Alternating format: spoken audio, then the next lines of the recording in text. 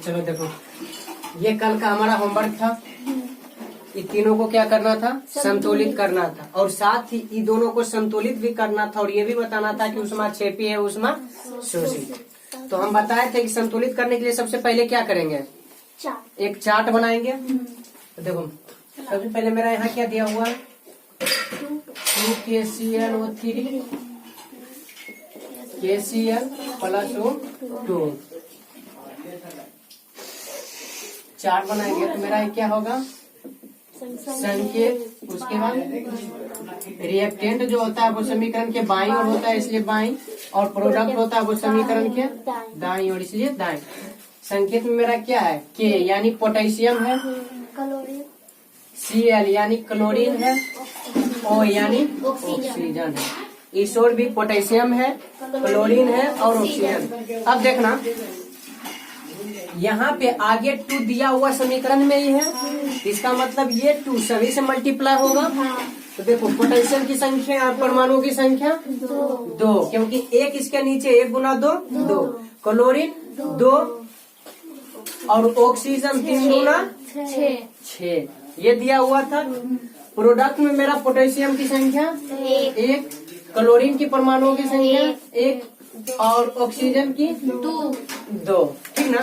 तो यहाँ देखते हैं तो कोई भी मेरा संतुलित नहीं है। तो संतुलित करने का सबसे पहले क्या है कि जिस और कम रहेगा उसको गुना करके दूसरे के बराबर करना है। तो मान लेते हैं यहाँ पे देखो तक इसमें कितना 2 से अगर गुना करेंगे तो मेरा 2 हो जाएगा, ये दोनों बराबर होगा। तो गुना किस ओर कर रहे हैं? दाईं ओर ना। तो दाईं ओर किस में? पोटेशियम में। तो पोटेशियम के दाईं ओर। अब बताए थे जितना भी है सबके आगे लिखते हैं।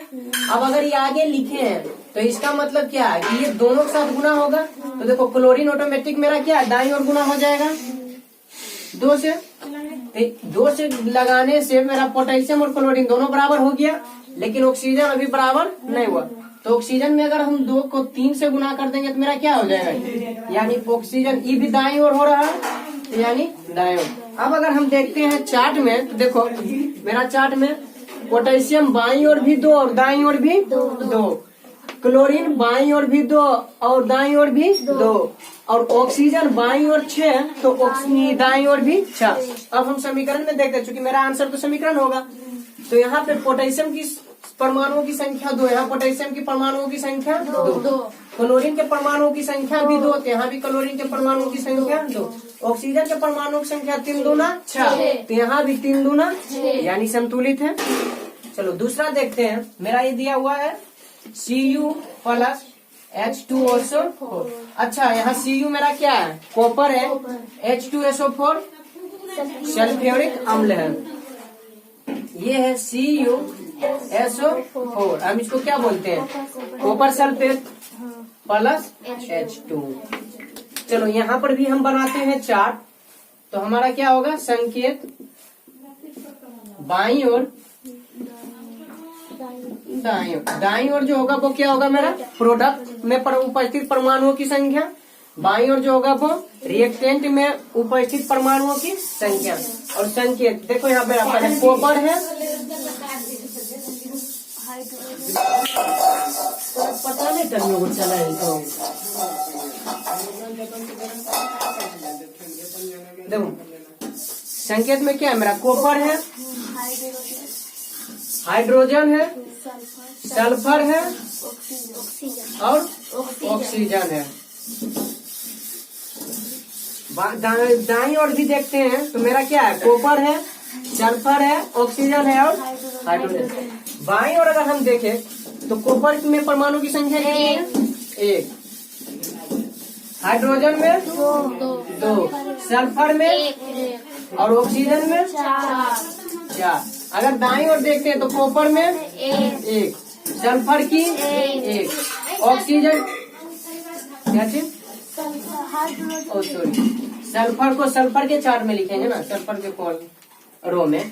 उसके बाद ऑक्सीजन 4 और हाइड्रोजन 2, ठीक है ना।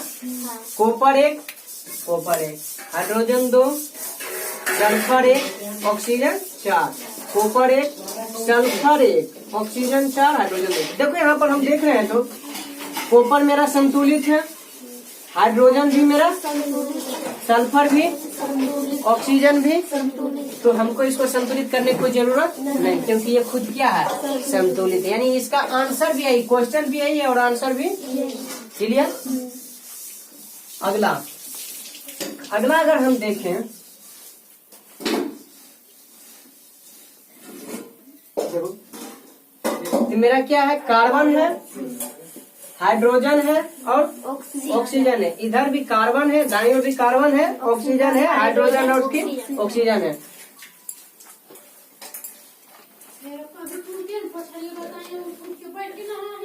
चलो देखो, कार्बन की संख्या बाईं ओर 1 है, हाइड्रोजन की संख्या 4 है, ऑक्सीजन की संख्या 2 है।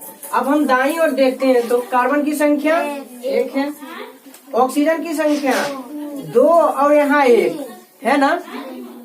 यहाँ देखो 2 और यहाँ 1। ऑक्सीजन को ऑक्सीजन के कॉलम में लिखें और ऑक्सीजन के ही रो में लिखेंगे, और हाइड्रोजन की संख्या 2। ठीक। तो यहाँ देखते हैं कार्बन मेरा संतुलित है, लेकिन हाइड्रोजन और ऑक्सीजन संतुलित नहीं है। तो संतुलित करने के लिए हम क्या करेंगे, जिसमें कम रहेगा उसमें मल्टीप्लाई करके दूसरे के बराबर कर देंगे, और अगर नहीं बराबर होगा तो फिर दोनों मल्टीप्लाई करके दोनों बराबर करते हैं। तो यहाँ अगर हम 2 से मल्टीप्लाई करते हैं दाईं और हाइड्रोजन के 4 हो जाएगा।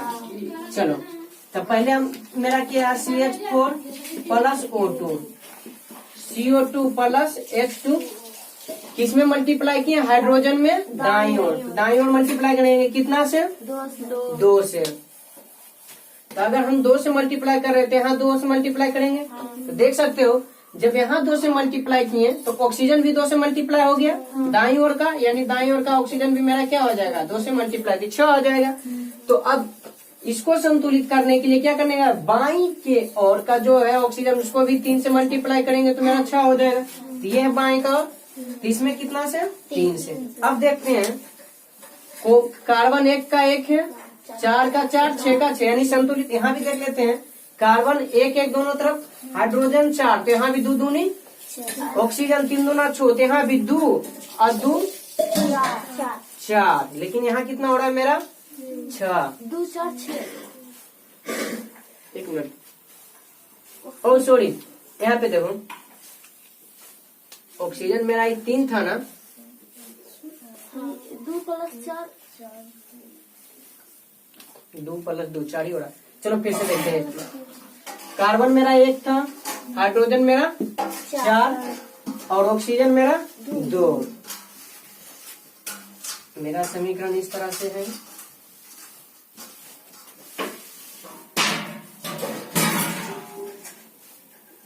ठीक। कार्बन 1, हाइड्रोजन 4 और ऑक्सीजन 2, कार्बन 1, ऑक्सीजन 2 1 3 और हाइड्रोजन 2। ठीक है। अब देखते हैं, ये मेरा संतुलित है, इसको संतुलित करने के लिए दाईं और 2 से मल्टीप्लाई करेंगे तो 4 हो जाएगा, यानी दाईं ओर के किस चीज में, हाइड्रोजन में 2 से मल्टीप्लाई करेंगे तो कितना हो जाएगा, 4। लेकिन दाईं ओर का जो ऑक्सीजन है उसमें भी हमको कितना फिर मल्टीप्लाई हो गया, 2 से ना। तो देखो वहां पर मिस्टेक हम क्या किए थे, ये 2 में गुण मल्टीप्लाई नहीं हो रहा है, ये 2 में मल्टीप्लाई नहीं हो रहा, इसमें केवल मल्टीप्लाई हो रहा है ना, ये ऑक्सीजन में। ये ऑक्सीजन में होगा तो मेरा ये 3 किस तरह से, इस तरह से लिखा हुआ, ये 3 होगा मेरा, देखो 2 प्लस 1 तब 3 हुआ था। तो अगर इस तरह से मेरा ये था तो ये 2 और 1 3 हुआ था, लेकिन जब हम 2 से मल्टीप्लाई कर रहे हैं तो ये ऑक्सीजन का जो 2 अणु उसमें मल्टीप्लाई नहीं बल्कि 1 अणु वाला मल्टीप्लाई हो रहा है, यानी ये हो रहा है 2 जोड़ 1 गुना 2, तो 1 गुना 2 2 और 2 4 हो रहा है ना, समझ में आया। क्योंकि केवल इसमें मल्टीप्लाई हो रहा है, 1 इसके कुछ नहीं तो 1 होगा, 1 दूनी 2 और 2 पहले से कितना हो गया ये 4। तो हमको अब इसमें कितना मल्टीप्लाई, केवल 2 करेंगे तो 2 दूनी 4, यानी बाईं ओर जो होगा उसमें भी कितना से मल्टीप्लाई। अब देख सकते हैं कार्बन की संख्या 1 1, हाइड्रोजन की 4 4 और ऑक्सीजन का भी 4 4। यहाँ देखो कार्बन 1 तो यहाँ भी कार्बन 1, हाइड्रोजन 4 तो हाइड्रोजन 2 दूनी 4, ऑक्सीजन 2 दूनी 4 तो यहाँ 2 और 1 दूनी 2 तो 2 2 4। क्या इसमें समझ में आया है? इसमें यहाँ पर जो मल्टीप्लाई है 2 और 1 के रूप में है, 2 जोड़ 1 तक 3 आया था। 2 से जो मल्टीप्लाई हो रहा है वो 1 वाला में हो रहा है, 2 वाला में नहीं। तो 1 में 2 से मल्टीप्लाई करेंगे तो 2 और 2 ऐड कर देंगे तो कितना हो जाएगा मेरा टोटल? 4। समझ में आया था? अगला हम देखते हैं, इसको संतुलित करते हैं। देखो इधर इसमें संकेत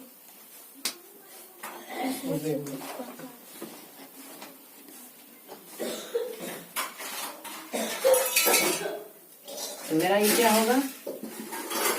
संकेत बाईं ओर,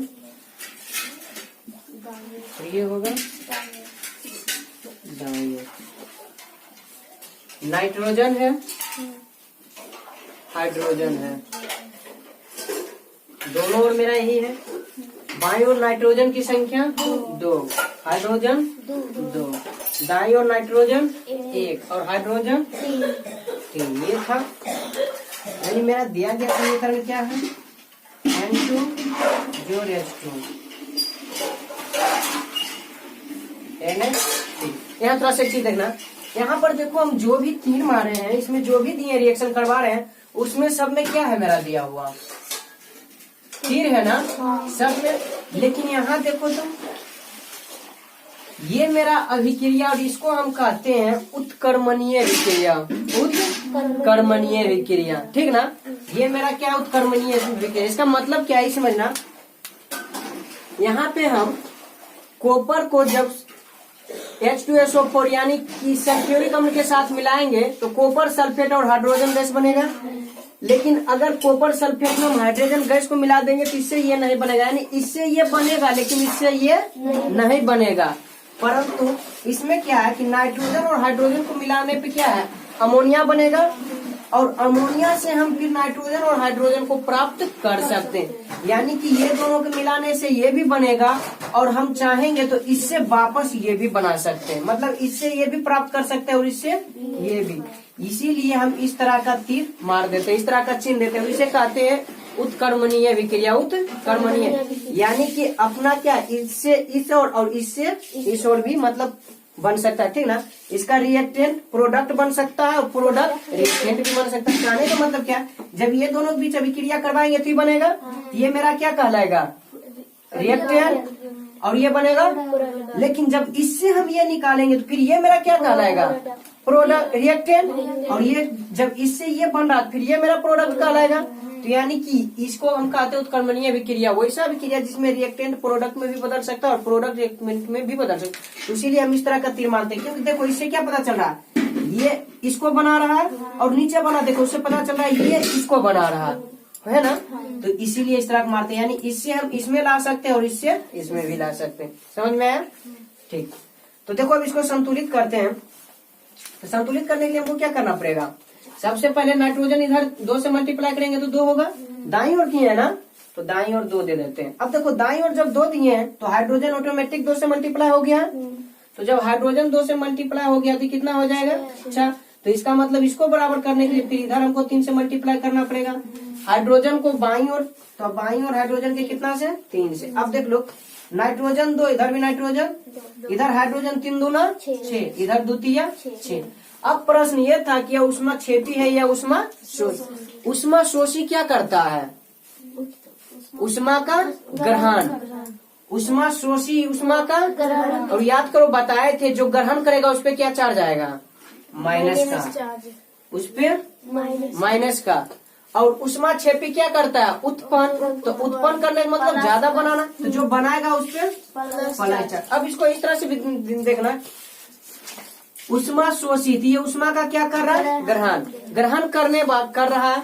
और जबकि ये उष्मा क्षेपी जो उष्मा को क्या कर रहा? उत्पन्न। उष्मा का उत्पन्न। तब सोच लो कोई व्यक्ति है, मान लो 2 व्यक्ति है, एक किसी चीज को बना रहा है और दूसरा इसको क्या कर रहा है? ग्रहण कर रहा है, यानी ले रहा है। तो जो दे रहा है हमेशा इससे अमीर होगा तभी तो इसको दे रहा है, ये तो हमेशा प्लस चार्ज में रहेगा। और जो ले रहा है इसका मतलब गरीब होगा तब तो कर्जा ले रहा है या कुछ भी, तो इसका मतलब ये क्या चीज होगा? माइनस। तो माइनस वाला क्या होगा? ग्रहण करने वाला। और ग्रहण करने का काम किसमें होता है? उष्मा शोषी में। और प्लस करने वाला दान यानी उत्पन्न करना, तो दान करने का काम, उत्पन्न करने का काम उष्मा शोषी। तो यहाँ क्या चीज है? प्लस। यानी कि प्लस 22.5 किलो कैलोरी जो है उष्मा क्या हो रहा है, उत्पन्न हो रहा है। इस अभिक्रिया में इसमें इतना उष्मा क्या होगा, उत्पन्न। तो जब उष्मा उत्पन्न होगा तो कहलाएगा उष्मा क्षेपी। तो ये मेरा क्या हो जाएगा, उष्मा क्षेपी अभिक्रिया।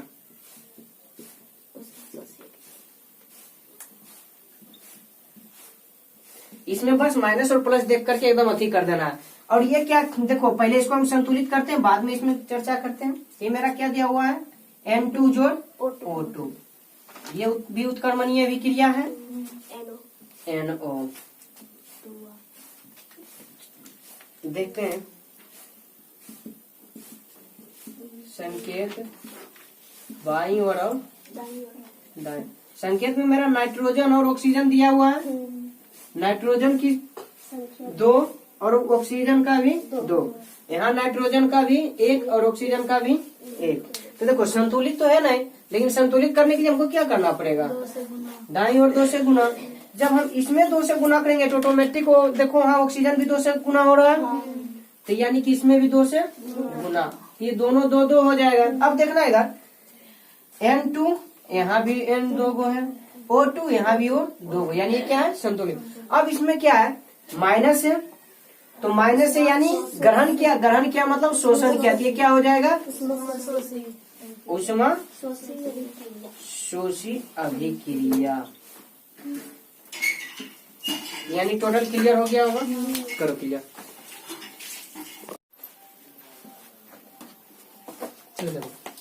तो हम अभी तक जान चुके हैं रासायनिक समीकरण क्या है, संतुलित रासायनिक समीकरण और असंतुलित रासायनिक समीकरण। अब हम जानेंगे रासायनिक समीकरण से प्राप्त होने वाली सूचनाएं। यानी रासायनिक समीकरण जो हम लिखते हैं, रासायनिक अभिक्रिया को रासायनिक समीकरण के रूप में लिखते हैं, तो उससे हमें क्या क्या सूचनाएं प्राप्त होती हैं। तो देखो उसमें हम क्या होते हैं कि इससे क्या अभिकारकों एवं प्रतिफलों के संकेतों एवं सूत्रों की जानकारी मिलती है, उसके संकेत और सूत्र का जानकारी मिलता है। मान लिया जाए कोई लिखा हुआ है H2 जोड़ O2 और ये बन रहा है H2O, ठीक है ना। तो इससे क्या होता है, इसमें हम देखते हैं कि ये जो अभिकारक है और ये जो प्रतिफल है, इसका संकेत की जानकारी मिल रहा है कि ये हाइड्रोजन का संकेत है, तो ये ऑक्सीजन का संकेत है, तो ये जल का सूत्र है, तो ये जल का क्या है, सूत्र है। ये सभी चीज का हमको क्या करता है, जानकारी मिलता है। ये जानकारी मिलता है कि ये हाइड्रोजन का परमाणु है, ये ऑक्सीजन का परमाणु है, तो ये जल का अणु है। इस तरह से हमें क्या मिलती है, जानकारी मिलती है। फिर हम ये कह सकते हैं कि इससे ये पता चल रहा है कि अभिक्रिया में कौन कौन से पदार्थ क्या कर रहे हैं, भाग ले रहे हैं, और अभिक्रिया के फलस्वरूप यानी अभिक्रिया के बाद कौन कौन से पदार्थ का निर्माण हो रहा है। क्योंकि जब अभिक्रिया में भाग लेता है और अभिक्रिया होती है तो उससे नए पदार्थ का निर्माण होता है। तो जिसे हम इसी एग्जाम्पल में देखते हैं, तो इससे हम ये पता चल रहा है कि हाइड्रोजन और ऑक्सीजन दोनों क्या कर रहा है, अभिक्रिया में भाग ले रहा है, दोनों अभिक्रिया में, लेकिन जिसका निर्माण हो रहा है वो जल है, जो जिसका निर्माण हो रहा है वो क्या है, जल है। तो यानी कहने का मतलब क्या है कि इससे अभिकारक और प्रतिफल के संकेत और सूत्र का जानकारी मिलता है, साथ में कौन कौन अभिक्रिया में भाग ले रहा है, या अभिक्रिया पूर्ण होने के पश्चात किसका किसका निर्माण हो रहा है, किस पदार्थ का निर्माण हो रहा है, इसकी भी जानकारी हमें मिलती है। अगले हमें ये कह सकते हैं, इसमें जो अभिकारक और प्रतिफल होता है, दोनों में परमाणु या अणुओं की जो संख्या होती है, या हम ये कह सकते हैं अपेक्षिक संख्या, अपेक्षिक संख्या जो होती है उसकी क्या मिलती है हमें जानकारी। जैसे कि हम इसी एग्जांपल का बात करते हैं, तो इसमें हाइड्रोजन के कुल कितने हैं, 4 अणु है। इसमें हाइड्रोजन के कुल 2 नहीं 4 अणु, ऑक्सीजन के 2 अणु, तभी जल का कितना अणु, 2 अणु बना। मास्टर साहब ये टोटल के टोटल क्या है, मेरा जल है, तो ये जल का कितना अणु बन रहा है, 2 अणु। यानी कहने का मतलब क्या है, जब हम हाइड्रोजन का 4 अणु और ऑक्सीजन का 2 अणु इसके बीच अभिक्रिया करवाएंगे तो जल का 2 अणु प्राप्त होगा, जल का 2 अणु प्राप्त होगा। समझ में आया, हाइड्रोजन का 4 परमाणु और ऑक्सीजन का 2 परमाणु के बीच जब अभिक्रिया करवाएंगे तो जल का 2 अणु प्राप्त होगा। समझ में आया। हाँ, उसके बाद फिर क्या है कि अभिक्रिया में उपस्थित अभिकारक और प्रतिफल के मोलों तथा द्रव्यमानों की अनुपात का जानकारी देता है। यानी कि अभिक्रिया में जो अभिकारक है इसमें उपस्थित कुल कितने मोल है, और जो ये मेरा प्रतिफल बन रहा है इसमें कुल कितना मोल है, इसकी हमें क्या देती है, वो जानकारी देती है। जैसे कि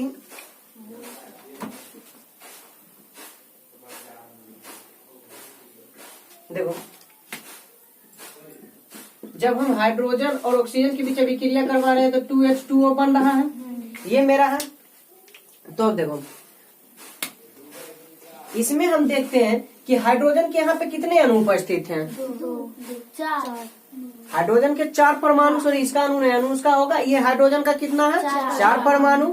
ऑक्सीजन का 2 परमाणु, तब जल का 2 अणु मिला। लेकिन हम बात मोल का करते हैं तो मोल में हम इसका कोफिशिएंट को देखते हैं, इसका गुणांक को देखते हैं। यानी ये हाइड्रोजन में कितना गुना है? 2। यानी इसमें हाइड्रोजन का कुल कितना मोल होगा?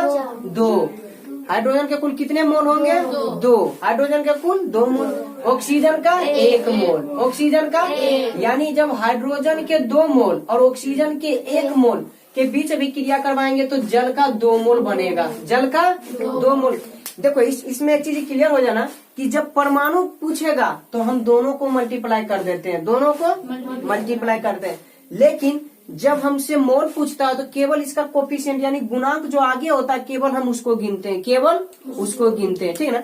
जैसे कि यहाँ देख सकते हो 2 है, यहाँ कुछ नहीं था तो मतलब 1 है तो 1, और यहाँ पर ही 2। इसमें हम H का 2, O का 2 तो नहीं देख रहे, या 2, समझ में आया? तो ये मेरा क्या हो गया? मोल के बारे में। फिर उसी में क्या मेरा दिया हुआ कि इसकी द्रव्यमानों का भी अनुपात का पता लगाते हैं। किसका पता लगाते हैं? तो प्रश्न ये उठता है कि द्रव्यमान क्या? तो द्रव्यमान के लिए देखो हमको क्या करना पड़ता है, इसका जो है परमाणु द्रव्यमान जो है सबसे पहले बोआद होना चाहिए। जिसे हम बात करते हैं हाइड्रोजन का, किसका बात कर रहे हैं? हाइड्रोजन का। तो हाइड्रोजन का परमाणु द्रव्यमान कितना होता है? 1। परमाणु संख्या भी 1 और इसका परमाणु द्रव्यमान भी 1। परमाणु द्रव्यमान इसका कितना है? 1 है। अब देखो यहाँ पे परमाणु द्रव्यमान 1 है, लेकिन यहाँ कुल कितने हाइड्रोजन है? 2। तो यहाँ 2 हो गया। तो 1 के लिए 1 था तो 2 के लिए 2 के लिए 2 के लिए 2। अब आगे कोफिशिएंट इसका कितना है? 2। देखो यहाँ पे 1 के लिए 1 था, 1 जब था तो इसके लिए 1 था तो 2 के लिए 2। लेकिन अब आगे इसका कोफिशिएंट 2 यानी 2 को करके 2 बार है, 2 को करके 2 तो कितना हो जाएगा?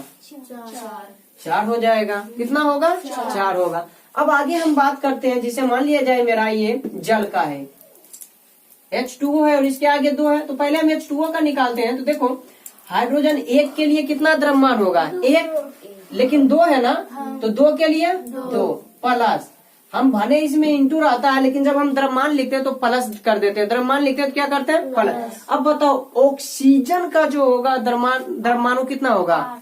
16। इसका परमाणु संख्या 8 है तो सम रहने के कारण गुना होता है, तो परमाणु द्रव्यमान कितना होगा? तो ये तो 1 ही है तो 16 ही होगा। तो 16 2 कितना होगा? 18। यानी कि जल का, यहाँ ध्यान देना, जल के 1 अणु के लिए, जल के 1 अणु का द्रव्यमान कितना है? 18। तो ऐसे तो 2 अणु है ना, तो 2 के लिए 36, 2 के लिए 36। समझ में आया द्रव्यमान क्या होता है? द्रव्यमान को हम इसी तरह से निकालते हैं।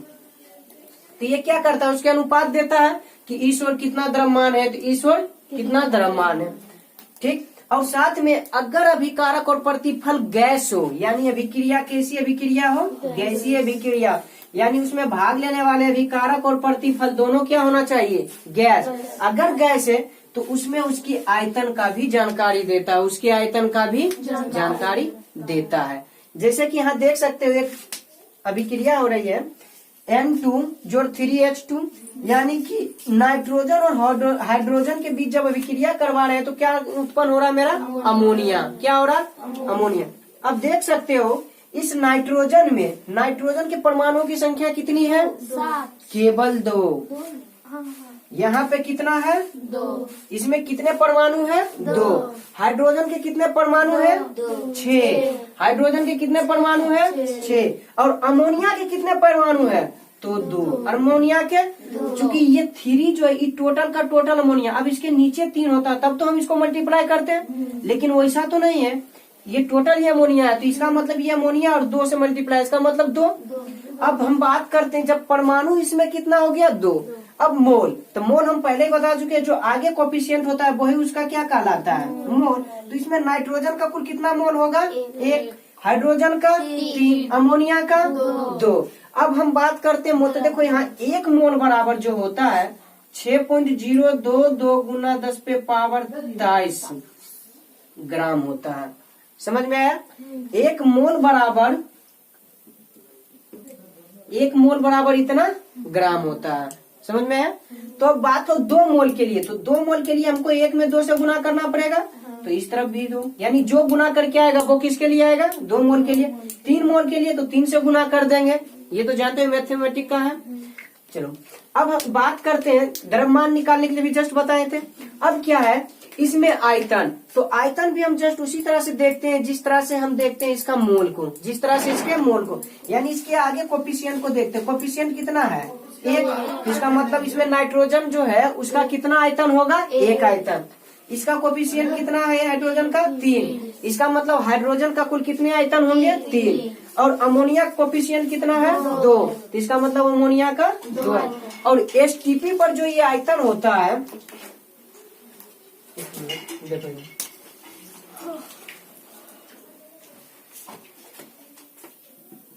एसटीपी पर जो केवल गैसीय अभिकारक और मतलब गैसीय पदार्थ के लिए बता रहे हैं, ठीक ना, यानी वैसा पदार्थ जो गैस हो, तो एसटीपी पर जो इसका आयतन होगा 1 के लिए हमारा होता है 22.4 लीटर। 1 के लिए 22.4 लीटर। अब अगर मान लिया जाए 2 आयतन ले लें तो 2 से मल्टीप्लाई हो जाएगा, 3 आयतन ले लिए तो 3 से। अब ये 2 और 3 आता कहाँ से? तो इसके कोफिशिएंट से हमें पता चलता है। समझ में आया? यानी कि मोलों की संख्या भी इसके कोफिशिएंट से ही पता चलता है और आयतन का भी इसके कोफिशिएंट से ही पता चलता है।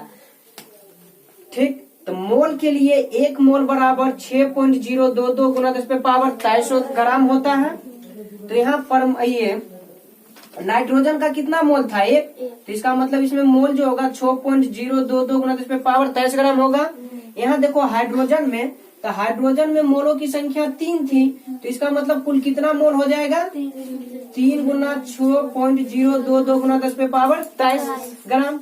यहाँ देखते हैं अमोनिया में, तो मोलों की संख्या देखो, ये अमोनिया जो है इसमें इसकी मोलों की संख्या कितनी है? 2। और मोल जो 2 को मोल है वो दोनों मोल का द्रव्यमान कितना होगा?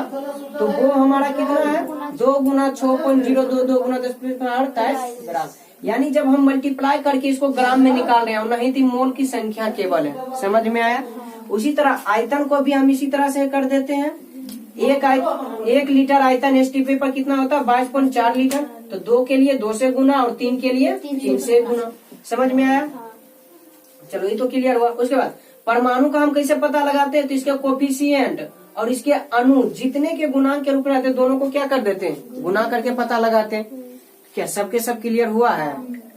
ठीक, इसमें देखो 2 चीज बहुत इम्पोर्टेंट है, एक द्रव्यमान और दूसरा मोल निकालना, क्योंकि ये इंटर में भी बहुत होता है।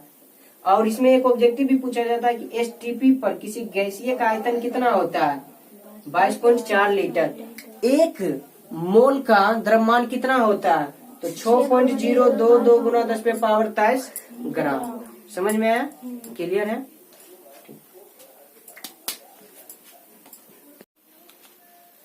चलो देखो, सबसे पहले क्या है कि 1 मोल बराबर 6.022 गुना 10⁻23 ग्राम होता है। अब ये परमाणु के लिए पूछे या अणु के लिए पूछे। अब 1 आयतन बराबर 22.4 लीटर होता है, लेकिन किस पे? एसटीपी पर। और पदार्थ कैसा होना चाहिए? गैसीय। अब मान लो कोई मेरा समीकरण है H2 जोड़ Cl2,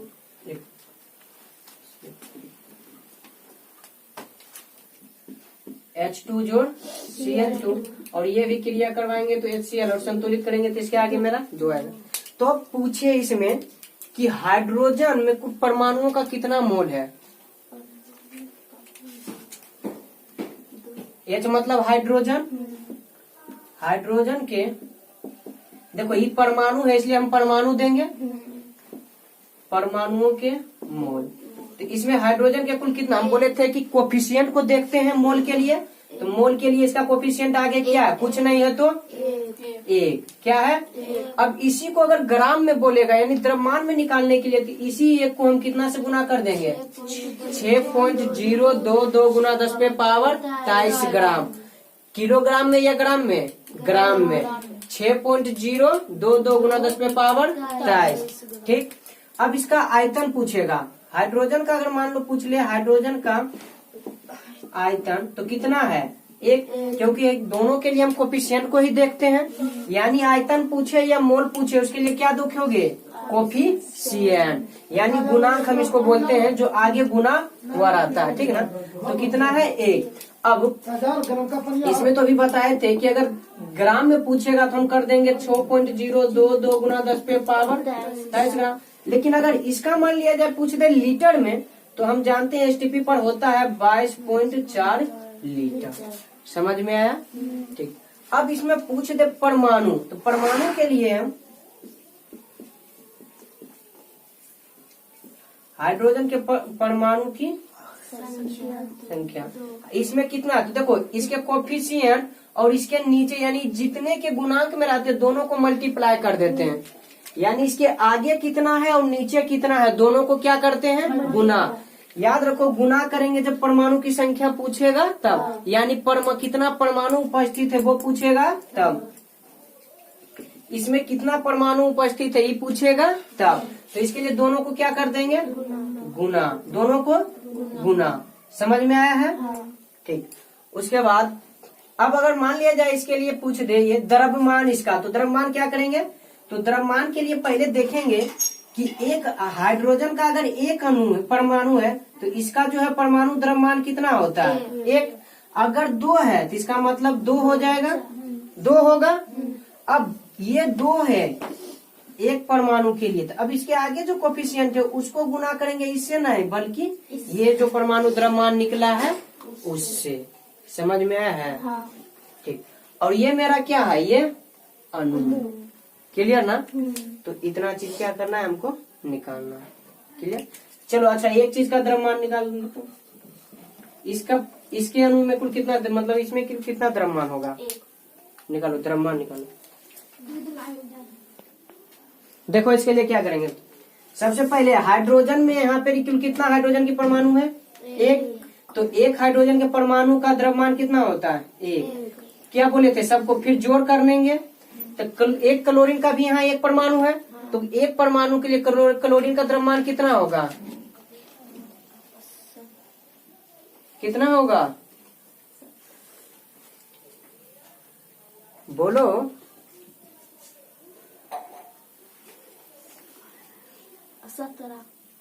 35 कितना होता है, क्योंकि क्लोरीन का जो परमाणु संख्या वो कितना होता है 17। तो 17 एक विषम संख्या है, तो इसमें हम बताए थे कि 2 से गुना करके एक क्या करेंगे जोड़ देंगे, तो 17 दूना 34 और 1 यानी हाइड्रोक्लोरिक अम्ल का जो है द्रव्यमान कितना होगा 36।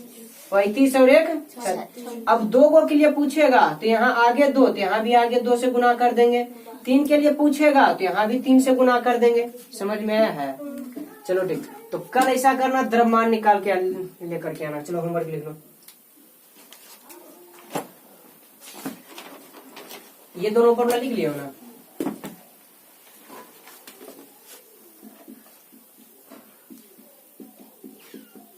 ये क्या है यूरिया,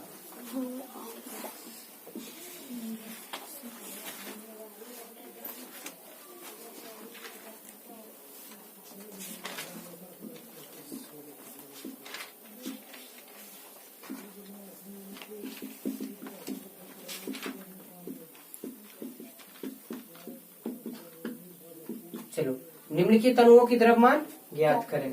5 का द्रव्यमान ज्ञात करके आना। चलो 1-2 और बढ़ा देते हैं।